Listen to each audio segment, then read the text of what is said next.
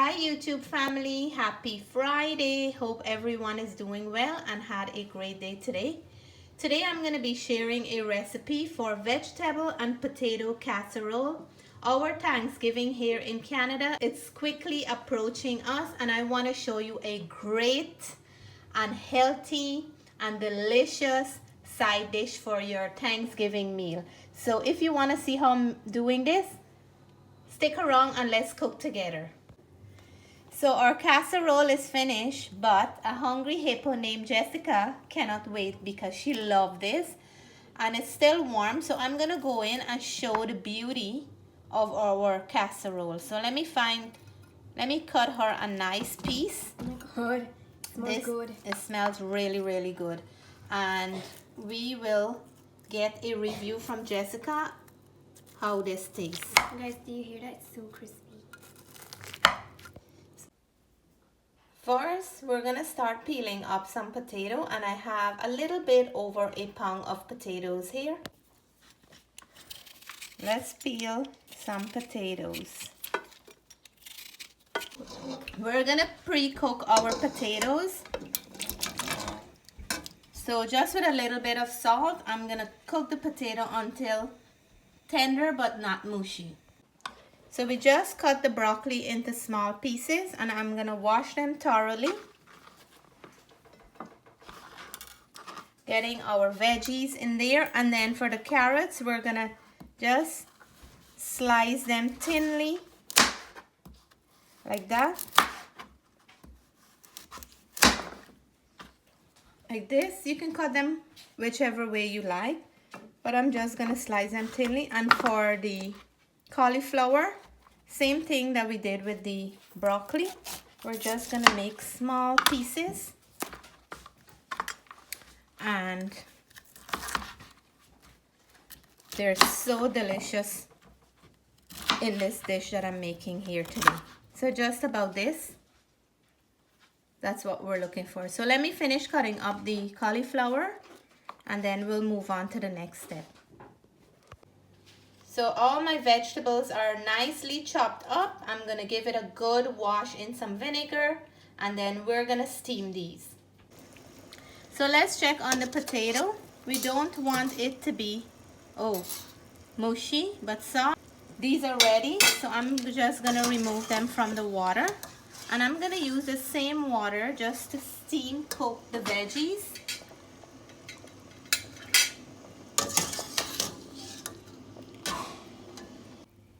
And now we're gonna go in with our carrots, and then I'm gonna add my broccoli. We're just giving it a quick bath just to steam, and that's all the cooking it needs in this water here. So just a little bit in the water. We're gonna strain out these veggies just like that. We still need it to be with a texture because we're gonna cook this back in the oven. So I'm gonna be preparing some homemade breadcrumbs to add to our vegetable and potato casserole. I have here some whole wheat bread and I'm using this end part because I like the crust. You can take the crust off, but you can also use them. I like to use them. I'm gonna put these in my 350-degree oven to crisp up a little, and then I'll show you how you can make homemade breadcrumbs. So my breads are done. Listen to that crunch. I'm just gonna cut them back into 4 pieces, and to get a nice rough chop with the breadcrumbs, I'm gonna use my food processor and just to roughly chop these up. And you can always make your homemade breadcrumbs. I do it all the time because I don't like to buy breadcrumbs and leave it for a long time because you don't use much of breadcrumbs anyways. So this is what I normally do. I'm gonna add a pinch of salt in here. And I'm gonna go in with some dried parsley flake, just to add a little bit of flavor in there. And because I'm using toasted bread, that's what I'm using, dry ingredients, or if not, I would use fresh from my garden. So let's go in here, cover this up. We're gonna finely crush the bread. So I have my ingredients here to make a roux for our vegetable and potato casserole. I have about 2 cups of grated cheese. I have here some chopped onion, some pepper flakes, some grated garlic, flour, my cooked potatoes, and the steamed vegetable. We're gonna head on to the stove and we'll make our roux for this casserole. So in the pan I have about 2 to 3 tablespoons of melted butter. I'm gonna go in with some chopped onions. We want to flavor up our roux nicely.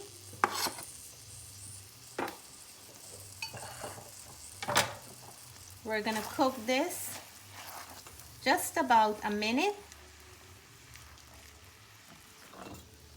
And this will have so much flavor. So let's add our grated garlic. We're gonna mix this in.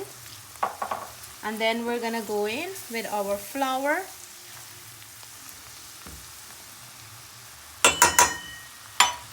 And we wanna cook this a bit. Cook out some of the rawness from the flour. So we're gonna go in slowly with our milk. You can add cream if you like, but I'm using milk today.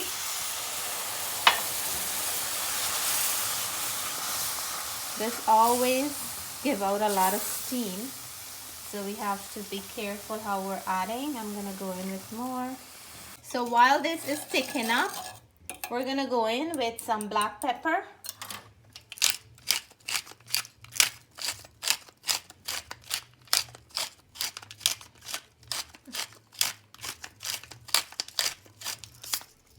We're gonna add some salt for flavor. And then we're gonna continue to mix,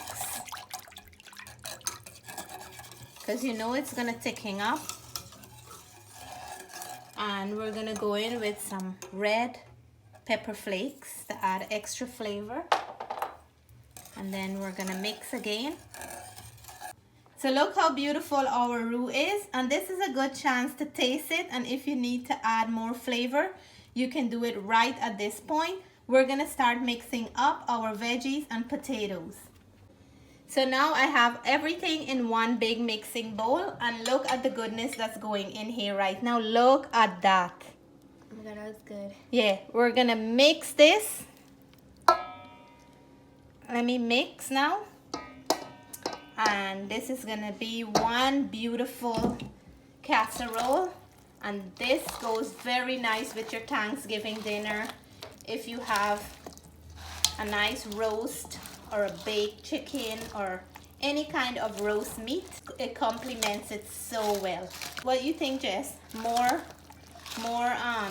sauce? Yeah, I it's gonna be really creamy. Yeah, I think more sauce too. So we're gonna go in with more sauce, and I think we're gonna add all of it. We want to make this nice and creamy. You can use any vegetable of your choice. I know in my house the kids love to eat their veggies like this, and you don't have problem with kids finishing vegetable. I'm gonna add this to a nice big baking dish. Let me do that right now. So look at the beauty here, and this same roux can work for a beautiful cheesy macaroni and cheese. Now we're gonna go in with the cheese right on top. You can mix the cheese in the mixture as well, but I like to put my cheese on top, and you can use any cheese of your choice. So let's do that.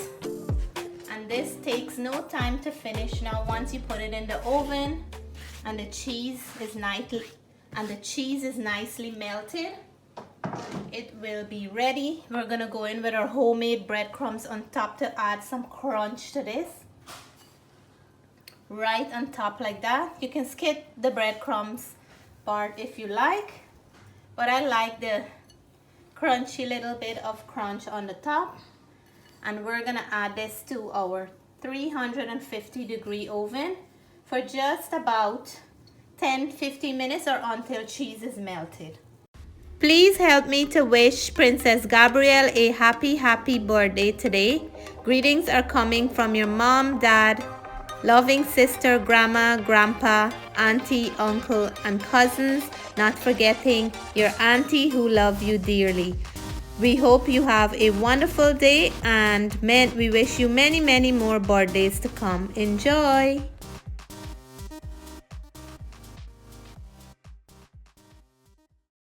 So let's check out the goodness here. Oh my gosh. Ta-da!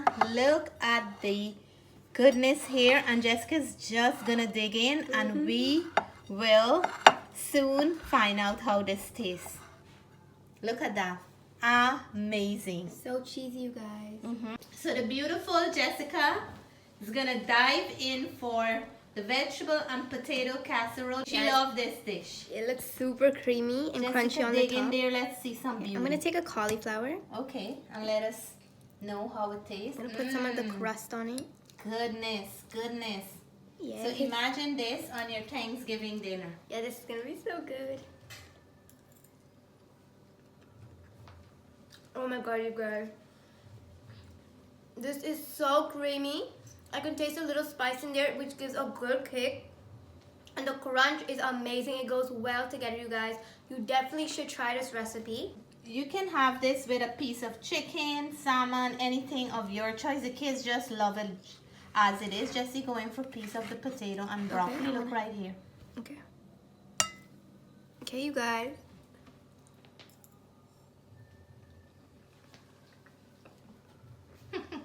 You're smiling. The potato is so soft and it's so good with the sauce. It's amazing, you guys. You have to try this for Thanksgiving. So guys, if you like this recipe, give a thumbs up, subscribe, and turn on the notification bell for more recipes like this. Bye for now. Thank you. Bye.